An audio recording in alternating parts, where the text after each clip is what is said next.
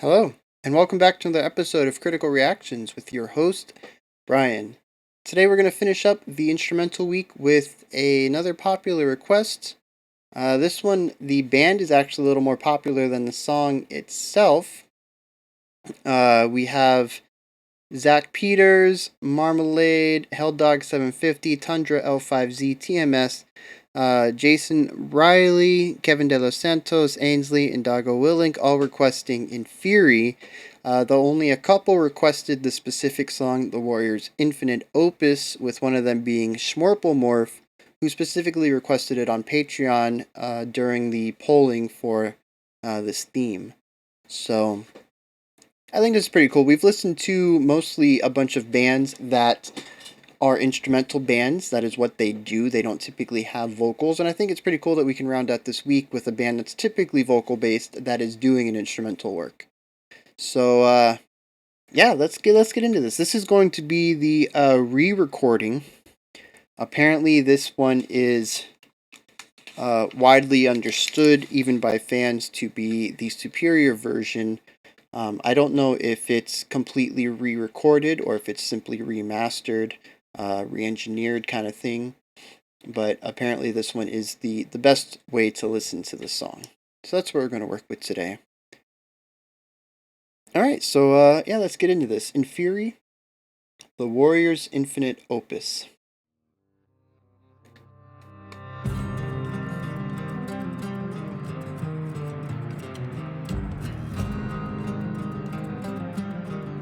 Yeah.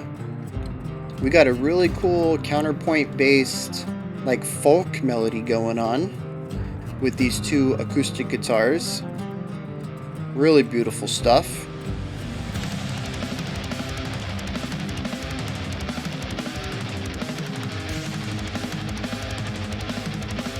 Alright, we got a lot of energy here.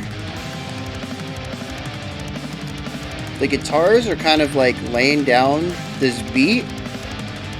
Those drums got energy though. They're pushing real hard. I feel like they're even ahead of the beat by just a little bit.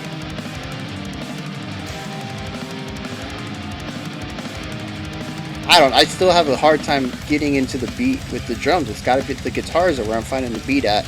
That's interesting. I love the synergy going on between the bass kicks and the tremolo picking going on in guitars. Kind of giving you this idea of like an army of horses galloping. Definitely a very majestic, aggressive combat type of music, falling in line with Warriors' Infinite Opus.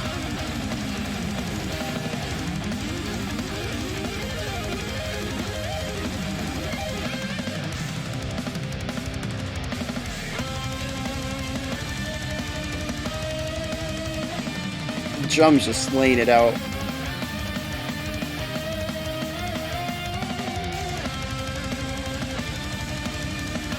I think it's really interesting that I feel like the gallops actually, like this part actually has more energy than the straight double bass, even though I think the straight double bass has more notes in it. It just doesn't feel as forward momentum.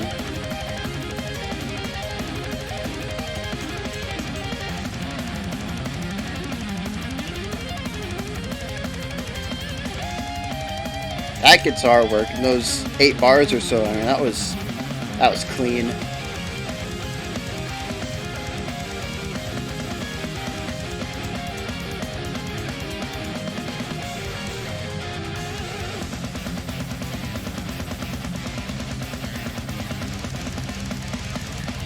Ooh.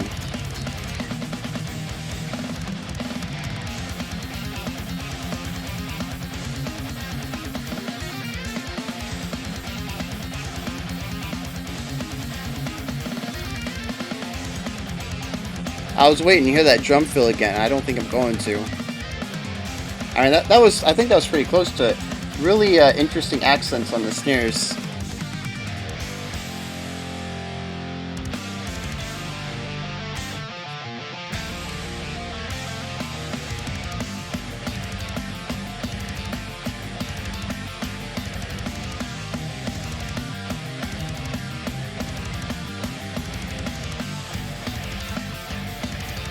boom, boom, boom, boom, boom. Bass just laying it down in the back.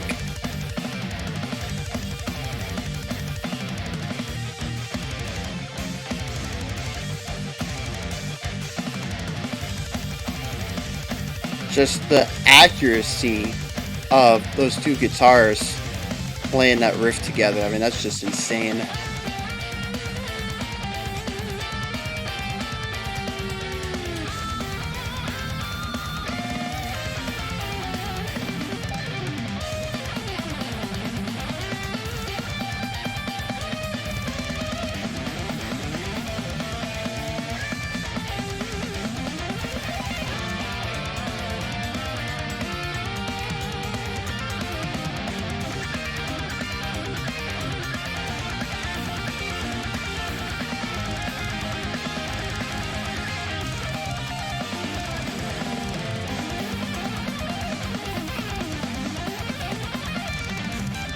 I'm probably going to get some flack for this, but I feel like I've kind of peaked at this. This is a bit much for me. I need a breathing point. And the song just seems to keep getting faster. Okay.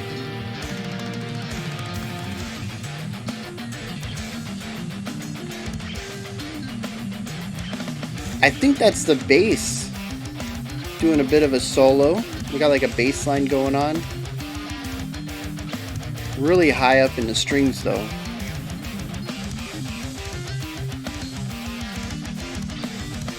Yeah.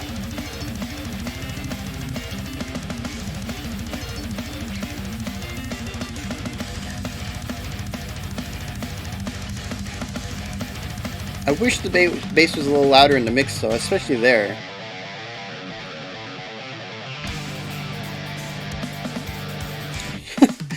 That mellow part didn't last too long, did it?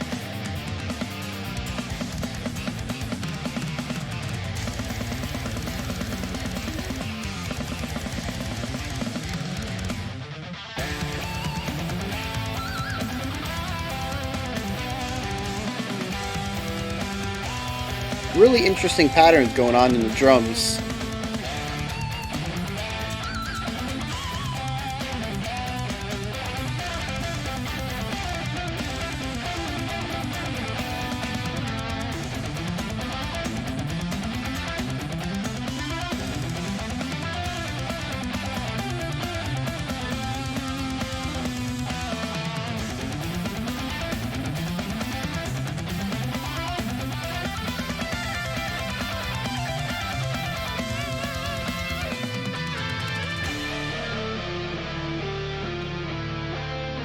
Yeah. There needs to be a break from all that. It really does. But even this still has like that epic push to it.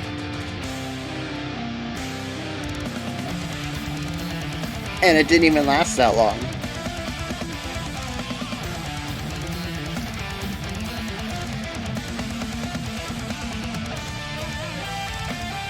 I really like that riff.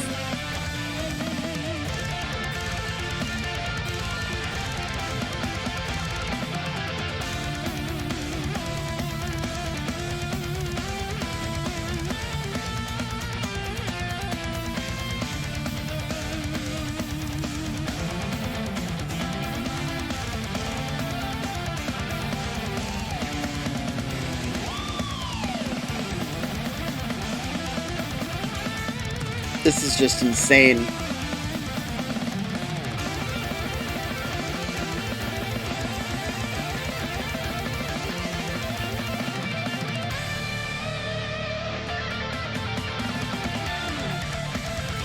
And they just keep going. I mean, it is the infinite opus.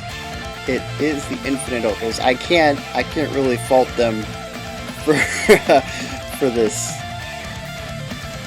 It was kind of there. It's what I signed up for.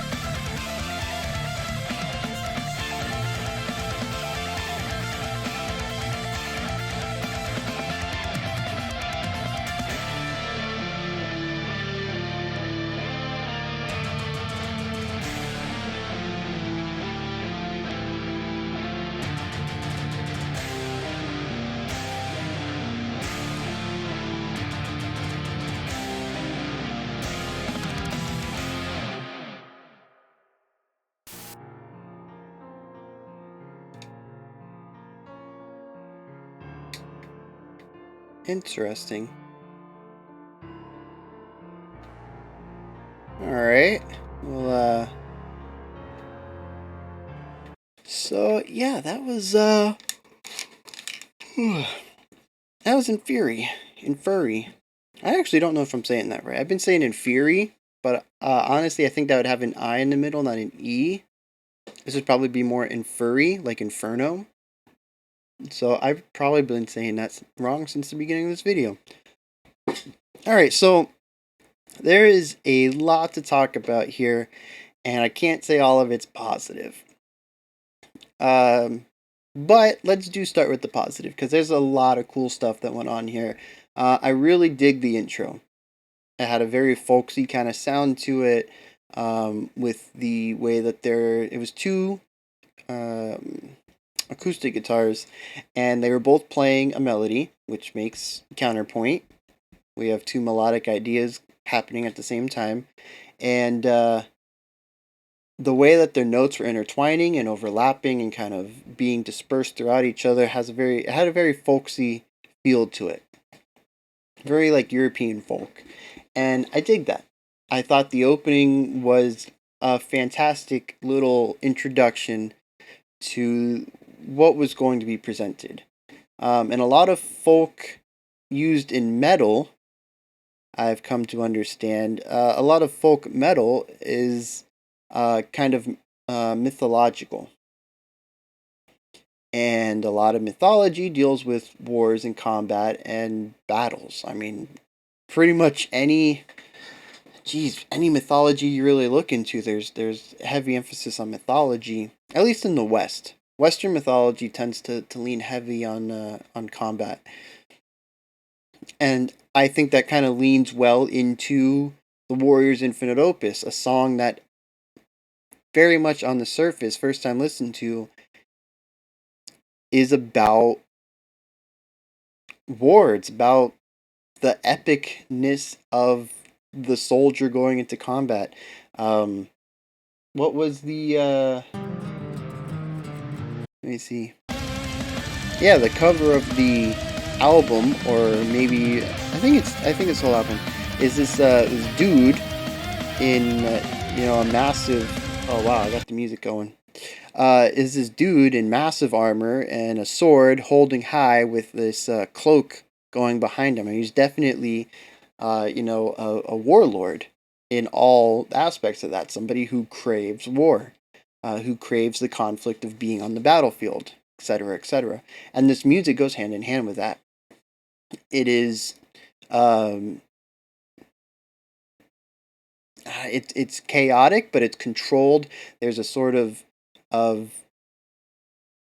energetic push towards almost like a calm.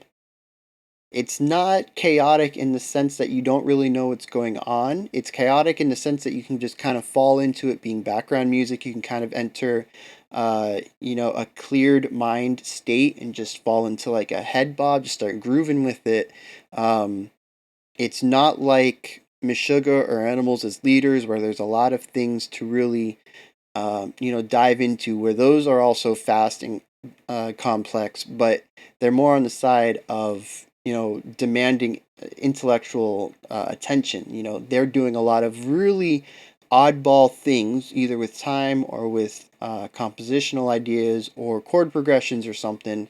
And they're like, analyze me right now. And this song isn't doing that. It is fast. It is complex, but it's done so in a way that it's easy to listen to and just kind of fall into the groove of. And there are a lot of people who find calm in the battlefield. And I would assume that this hypothetical fictional warrior who this song is about, this infinite opus is about, would be one of those people. And I kind of feel like that's a lot of the emotion of the song, where it's chaotic, it's energetic, it drives, but it's all towards the zen state of just being. And I love how that just kind of fits in with the concept of the warrior. It's also a song that is epic. It is a song that is powerful. It is a song that has a little bit of majesty to it. It is about to me, it's a song singing the victories of a warrior. It's that kind of type of thing. It's not somber. It's not melancholy. It's not facing the harsh truths of war. It is literally, to the victor go the spoils. This is my story of my victories. These are my spoils. I am the warrior. Hear me roar. And I, it's such a good merger between narrative idea uh, and musical concept. So I have to give them 100% props for pointing out a goal and achieving it 100%. It's just like I said, it's a perfect marriage between concept and execution. On a compositional level, though, I'm gonna get flack for this. I got bored. It is it is too much, and it's too much of the same thing. And I know that's dang. I'm gonna get blasted in the comments. Uh, the song never has a period to breathe. It has two sections in the middle of the song where it kind of slows down for a moment, and it has one section at the very end of the song. It is literally the ending, where it repeats the second slowdown section. And they're all 8 bars each, maybe, if that. The action picks up real quick. It does not stay calm and quiet. And I understand that fits into the narrative. I get that. But just like any good movie or book or whatever, if a story is being told, there needs to be moments of pause, of reflection, of calm, to kind of give context to the chaos, to give context to, the trials, the tribulations. You need the calm to kind of let the viewer, the listener, the person who's absorbing the art form a moment to kind of catch their breath, see what's happening, kind of reassess everything, and put it all into context. And this song does not have that. It is relentless. Not only is it fast, not only is it complex, not only is there a lot going, it never gives you a chance to breathe. It has you on the edge of your seat, holding your breath for 9 minutes. And that's is not a bad thing. I've said this many, many, many, many times. Music is an art form. That means that there are no hard do's and don'ts. There are not things that you are not allowed to do. There are not things that make bad art. Anything can be done well. And to that end, like I said, it fits into the narrative. It is relentless. It is fast. You could even make an argument that the music is violent. There is a lot of um, just this part of the speed and the relentlessness in the guitars, in the drums, in everything. There is a violence to it, and it all bleeds into the theme of the narrative. And like I said, I appreciate that. But also, 4 minutes in, 5 minutes in, I'm getting wary of this. It's too much for me. I need that pause. I need that release. I need to be able to catch my breath and to kind of figure out, where the song is, where the song's going. Give me a chance to kind of assess everything. Give me a chance to breathe. I mean, wow. Uh, but then I also said that it's not just relentless, but it's also too much of the same thing. And this is a problem that we didn't really have in the last four songs this week because they were all short songs. I think our longest one was like 4.5. Our shortest was maybe 2:45, I think, maybe 3. Um, they didn't have a chance to really repeat themselves because they were filling up such a small amount of time that you could get by with just a handful of ideas without seeming repetitious. But this song, sitting at close to 9 minutes long, is heavily pattern based. It is heavily riff based, not rift. It's heavily riff based. And it creates these sections that seem to drag on just a little too long, and it also creates these repetitious sections where maybe it's the second or third time that this part's come in, and I've heard it, and it's just it. I don't know. It's just 9 minutes is a long time to listen to the same stuff, the same style, the same speed, the same relentlessness, the same velocity. Um, and I think this is definitely a song, at least at this length, where a strong melodic theme could have taken place uh, to kind of weave the song in and out of different areas. And I understand that the solo sections come really close to that. The guitar solos are unique, even if the foundation is fairly common throughout the track. But the thing is that the solos are so similar to each other because they are mostly all 16 and 30-second notes being played rapidly. The only difference is the shape of the melodies. Whether you have like a sweep that goes up and down, or you have the climbing ladder sections like do do do do do do do do do do do do do do do do do, kind of like an arpeggiation thing going on, like a climbing arpeggios. But a lot of it's not so much. Let me start this one over. The shape of the music is what changes, but the note ideas don't really. It's all speed all the time, all straight eights. Just running mile a minute, and it's a different kind of melodic uniqueness that I'm not accustomed to. Um,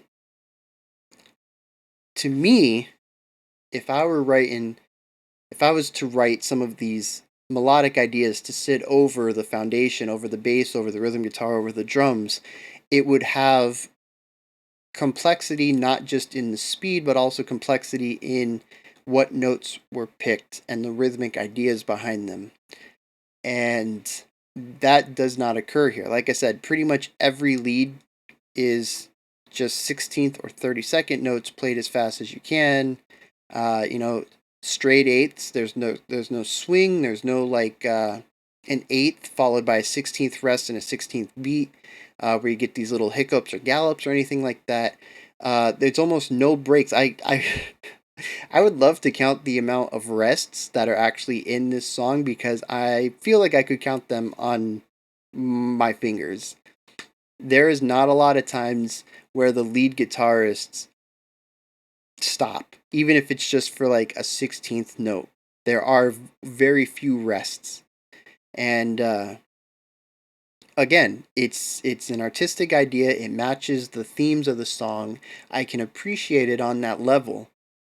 But as far as keeping my attention personally, just for me, it's it became a little long in the tooth. It was the same ideas over and over and over and over, with the only change being the shape of the melody. Which again, like I said, I can appreciate.